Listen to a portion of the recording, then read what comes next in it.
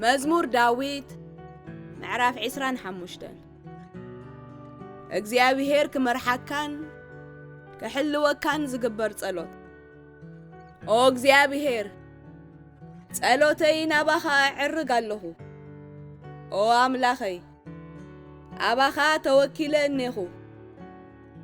ከይሰዓርሞ ከይሓፍር አድሕነኒ ጸላተይ አባይ ክዕወቱ ኣይትሕደጎም እቶም አባኻ ዝእመኑ ኣይሓፍሩን እዮም እቶም ቀልጢፎም ዝጠልሙኻ ግና ክሓፍሩ እዮም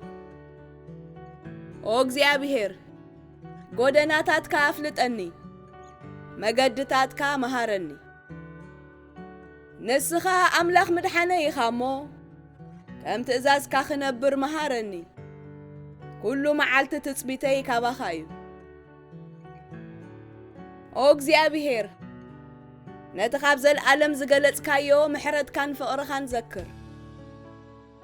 ኦ እግዚአብሔር ነቲ ብንእስነተይ ዝገበርክዎ ሓጢአተይን አበሳይናይ ትዘክሮ ከም ለውሃትካ ምእንቲ ፍቕርኻ ኢልካ ዘክረኒ እግዚአብሔር ሰናይን ቅንዑን እዩ እሞ ንሓጣኣን መገዱ ክምህሮም እዩ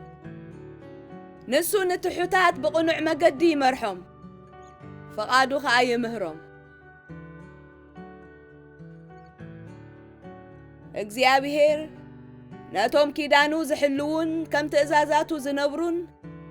ብሓቅን ብፍቕርን ይመርሖም ኦ እግዚአብሔር በደለይ ዓቢ እዩ እሞ ምእንቲ ስምካ ኢልካ ይቕረበለለይ እግዚአብሔር ነቲ ንኡኡ ዝፈርህ ሰብ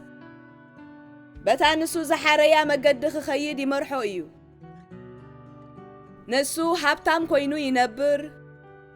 ዘርኡውን ንምድሪ ክወርሳ እዩ እግዚአብሔር ነቶም ዝፈርህዎ ምስጢሩ ይገልጸሎም ኪዳኑውን የፍልጦም እግዚአብሔር ክረድአኒ ኩሉ ጊዜ ናብኡ እትስፎ ንሱ ድማ ንእጋረይ ካብ መርበብ የውፅአን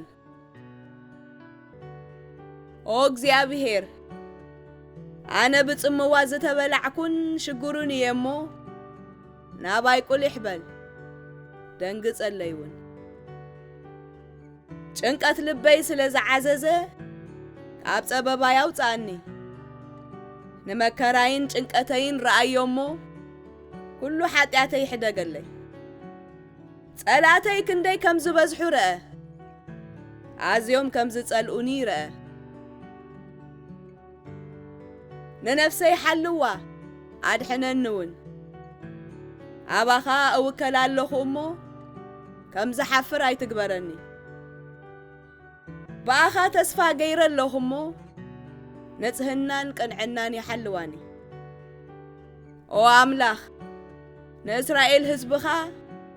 ካብ ኩሉ ጸበባኦም ኣናግፎም